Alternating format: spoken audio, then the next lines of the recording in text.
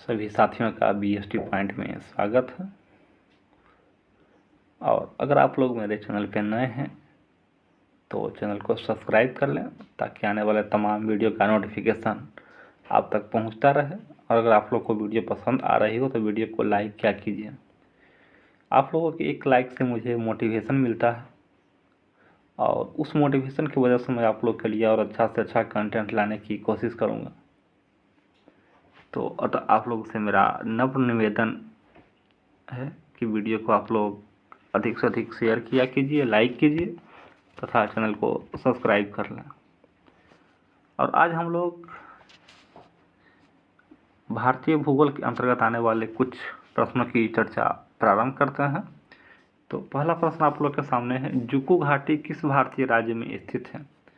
आप लोग के सामने ऑप्शन है केरल, सिक्किम, नागालैंड तथा हिमाचल प्रदेश।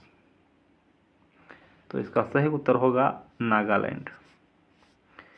केरल में एक घाटी स्थित है, शांत घाटी। हिमाचल प्रदेश में देखिए, नागालैंड में मैंने आपको बताया है कि जुकू घाटी। हिमाचल प्रदेश में जो घाटियाँ स्थित है वो आप लोग लिखिएगा, सांगला, या इसे बसपा घाटी भी कहते हैं। और यहाँ एक और घाटी स्थित है जिसे कहते हैं मालना। ये दो घाटी हिमाचल प्रदेश में स्थित हैं। अगला प्रश्न, जास्कर और लद्दाख श्रेणी के मध्य कौन सी नदी बहती है? जास्कर और लद्दाख श्रेणी के बारे में वीडियो प्लेलिस्ट में पड़ा हुआ है, आप लोग वहाँ भी जाकर देख सकते हैं। हालांकि मैं बता दूं कि जो पहाड़ हिमालय है, पहाड़ हिमालय उसे 3 भागों में बांटा गया है। 3 श्रेणी उसकी है, काराकोरम, लद्दाख तथा जास्कर। पहाड़ हिमालय में 3 श्रेणियां हैं, काराकोरम, लद्दाख तथा जास्कर। तो प्रश्न आप लोग के सामने है कि जास्कर और लद्दाख श्रेणी के मध्य कौन सी नदी बहती है? तो जास्कर और लद्दाख श्रेणी के मध्य सिंधु नदी बहती है। कभी कभी सिंधु नदी की आप लोग को पूछ देता है कि सिंधु नदी का उद्गम किस स्थान पे हुआ है। तो आप लोग याद रखिएगा, मानसरोवर झील के पास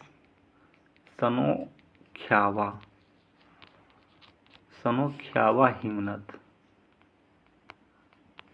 मानसरोवर झील के पास तिब्बत में सनोख्यावा हिमनद है, वहीं से सिंधु नदी का उद्गम होता है और सिंधु नदी भारत में बहती हुई पाकिस्तान में चली जाती है।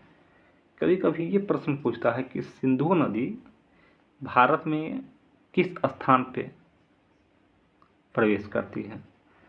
तो भारत में जिस स्थान पे सिंधु नदी प्रवेश करती है उस स्थान का नाम है दमचौक, जो कि लद्दाख में पड़ता है। ये चीज़ आप लोग याद रखिएगा।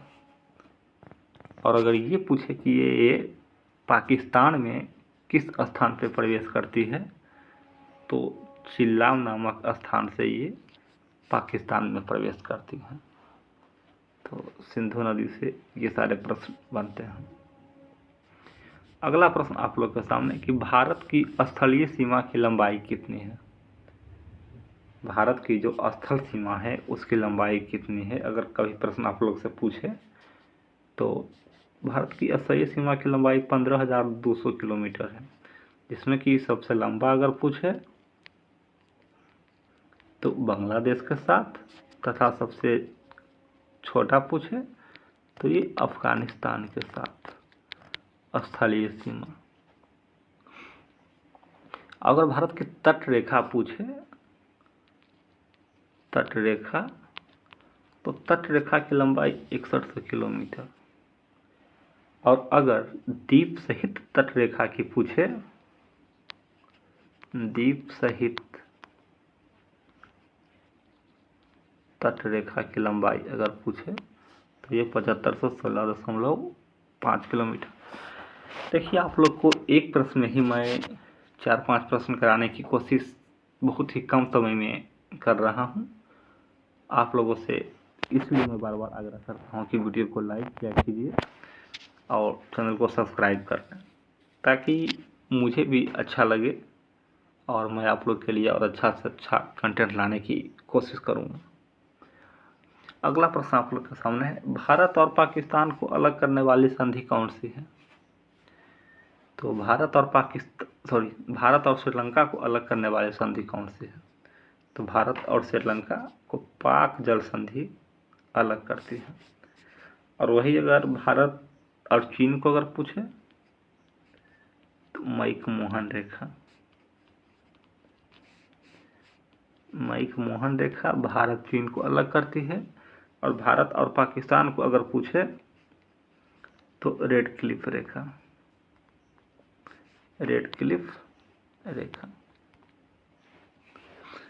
अगला प्रश्न आप लोग के सामने, प्रादेशिक जल सीमा समुद्री तट रेखा से कितनी नॉटिकल मील तक का क्षेत्र स्थित है? जैसे मान लीजिए कि ये नदी, ये जैसे भारत, प्रायद्वीपीय भारत ये हुआ नीचे वाला, तो यहाँ जो भी राज्य है उसके बाद इधर समुद्र तट में कितना क्षेत्र तक की दूरी को प्रादेशिक जल सीमा कहते हैं?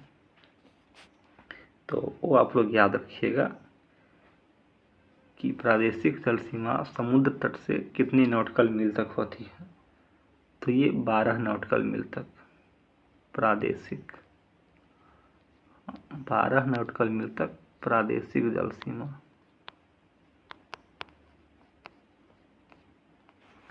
तथा 12 से 24 अगर पूछे तो इसे कहते हैं संलग्न क्षेत्र। तथा 24 से अगर 200 पूछे तो इसे कहते हैं अनन्य आर्थिक क्षेत्र। अनन्य आर्थिक क्षेत्र।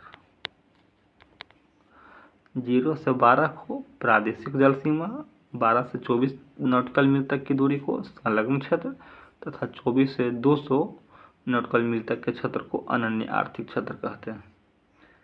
अगला प्रश्न, कौन सा राज्य 3 ओर से बांग्लादेश से घिरा हुआ है? कौन सा भारतीय ऐसा राज्य है जो कि 3 तरफ से बांग्लादेश से घिरा हुआ है और एक तरफ उसका असम पड़ता है? तो ये त्रिपुरा होगा इसका सही उत्तर।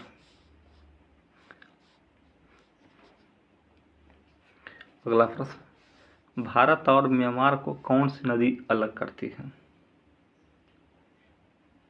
भारत और म्यांमार को कौन सी नदी अलग करती है? सांगपो, अरुणा, इरावती, दिहांग।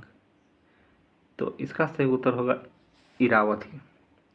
इरावती जो नदी है ये भारत और म्यांमार को अलग करती है। कभी कभी ये पूछा था कि कौन सी पहाड़ी अलग करती है, तो पहाड़ी अगर आप लोगों से पूछे कि कौन सी पहाड़ी अलग करती है भारत और म्यांमार को, तो याद रखिएगा पटकाई की पहाड़ी। पटकाई की पहाड़ी अलग करती है।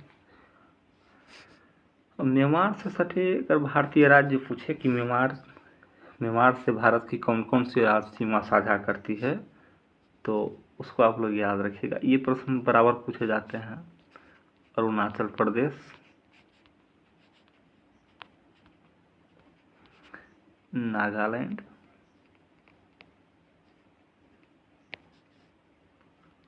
मणिपुर तथा मिजोरम, ये 4 राज्य म्यांमार के साथ सीमा साझा करते हैं। अरुणाचल प्रदेश, नागालैंड, मणिपुर, मिजोरम। अगर नदी पूछे कौन सी नदी अलग करती है तो इरावती या इरावदी, पहाड़ी तो पटकाई की पहाड़ी। अगला प्रश्न, भारत का उत्तरतम बिंदु है, तो भारत का सबसे उत्तर में कौन सा क्षेत्र है, उसे क्या कहते हैं? तो भारत के सबसे उत्तर में इंदिरा कौल, जो कि JNK अर्थात जम्मू एंड कश्मीर में स्थित है। और अगर दक्षिणतम पूछे तो दक्षिणतम इंदिरा पॉइंट है जो कि ग्रेट निकोबार में स्थित है, ग्रेट निकोबार में स्थित है। लेकिन अगर मुख्य भूमि का दक्षिणतम बिंदु पूछे, ये तो चलिए कहा हो गया, ग्रेट निकोबार बंगाल की खाड़ी में स्थित है। लेकिन अगर पूछे कि मुख्य भूमि का दक्षिणतम बिंदु, तो ये कन्याकुमारी तमिलनाडु में हुआ। और उत्तर से दक्षिण की लंबाई अगर कभी प्रश्न में पूछे, हालांकि ये सब प्रश्न अब नहीं बनते हैं, लेकिन फिर भी याद रखिएगा कि 3214 किलोमीटर उत्तर से दक्षिण की लंबाई अगर पूछे तो 3214 किलोमीटर।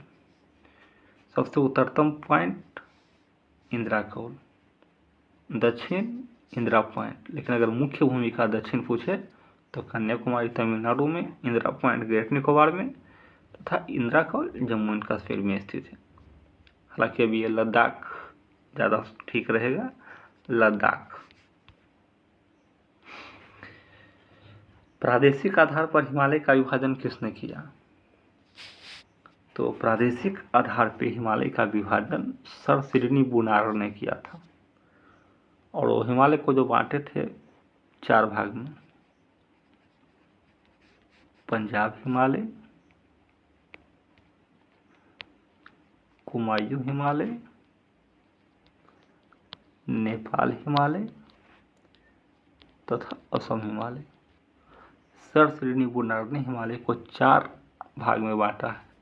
पंजाब हिमालय जो कि सिंधु नदी से लेके सतलज नदी तक, और फिर कुमायूं हिमालय सतलज से काली नदी तक, और फिर नेपाल नदी काली नदी से तीस्ता नदी तक, और असम हिमालय तीस्ता नदी से दिहांग नदी तक, या इसे ब्रह्मपुत्र नदी भी कह सकते हैं। पंजाब हिमालय सिंधु नदी से लेकर सतलज नदी तक, कुमायूं हिमालय सतलज नदी से काली नदी तक, नेपाल हिमालय काली नदी से तीस्ता नदी तक, असम हिमालय तीस्ता नदी से दिहांग नदी तक। इस प्रकार बांटे थे। अगला प्रश्न, भारत का सर्वोच्च शिखर कौन सा है? तो भारत का सर्वोच्च शिखर गैडविन ऑस्टिन है, जो कि मैंने पीछे आप लोग को बताया था कि पार हिमालय की 3 श्रेणियाँ स्थित है, काराकोरम, लद्दाख और जास्कर। तो गैडविन ऑस्टिन काराकोरम श्रेणी में स्थित है, काराकोरम श्रेणी में स्थित है। काराकोरम श्रेणी में कुछ और पर्वत शिखर स्थित है, जिसका नाम आप लोग याद रखिएगा, हिडन,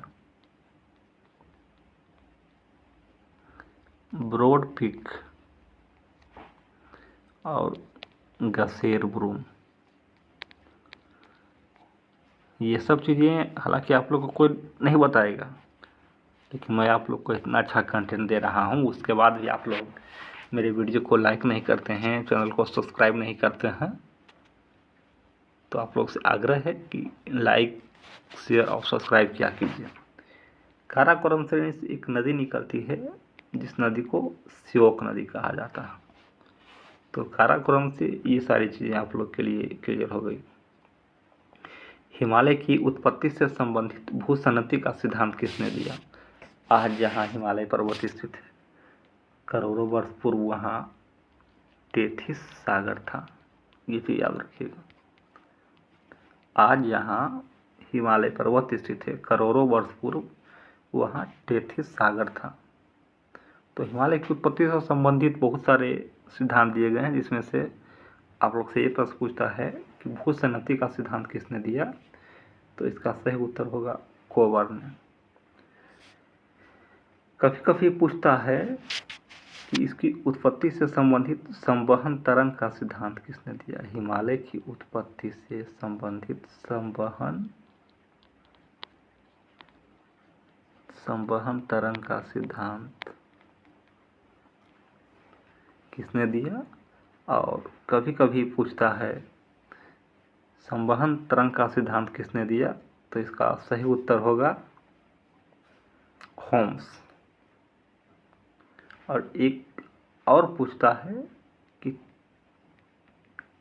तापीय संकुचन का सिद्धांत, हिमालय की उत्पत्ति से संबंधित तापीय संकुचन का सिद्धांत किसने दिया?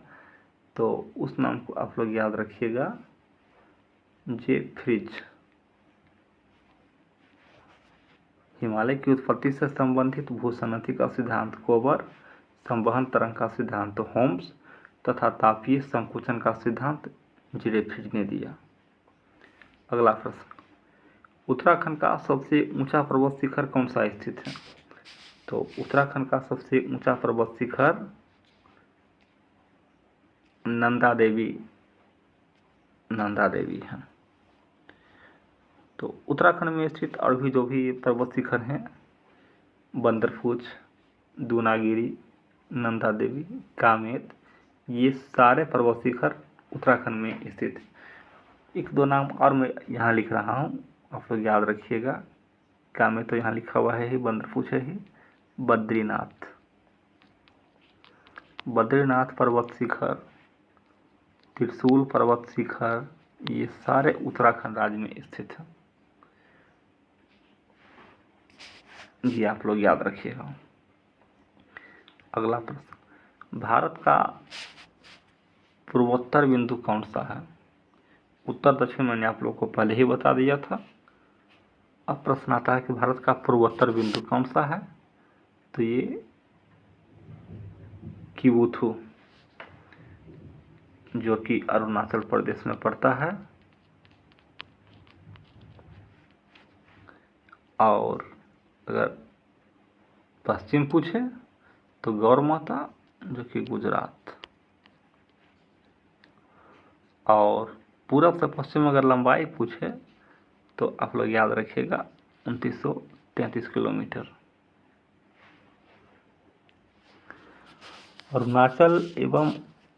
असम एवं अरुणाचल प्रदेश के बीच सीमा कौन सी नदी बनाती है? अरुणाचल एवं असम के बीच कौन सी नदी सीमा बनाने का काम करती है? तो उस नदी का नाम आप लोग याद रखिएगा, संकोश नदी। संकोश नदी जो है असम एवं अरुणाचल प्रदेश के बीच सीमा बनाने का काम करती है। ये नदी दोनों राज्यों के बीच में बहती है। अगला प्रश्न, पांगसाओ दर्रा कहाँ स्थित है? पांगसाओ दर्रा कहाँ स्थित है? हिमाचल प्रदेश, उत्तराखंड, जम्मू कश्मीर, अरुणाचल प्रदेश। तो इसका सही उत्तर होगा अरुणाचल प्रदेश।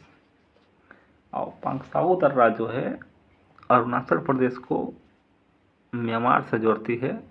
और म्यांमार में जो जगह का नाम है मांडले और बर्मा, या म्यांमार कुछ भी लिखिए। तो मांडले में एक जेल है, मांडले जेल में अभी मांडले में एक जेल था 1900, मैं आपको बता रहा हूँ 1908 ईस्वी के बीच 1908 ईस्वी में किस भारतीय नेता को मांडले जेल में कैद करके रखा गया था? आप लोग इस चीज़ का उत्तर दीजिएगा।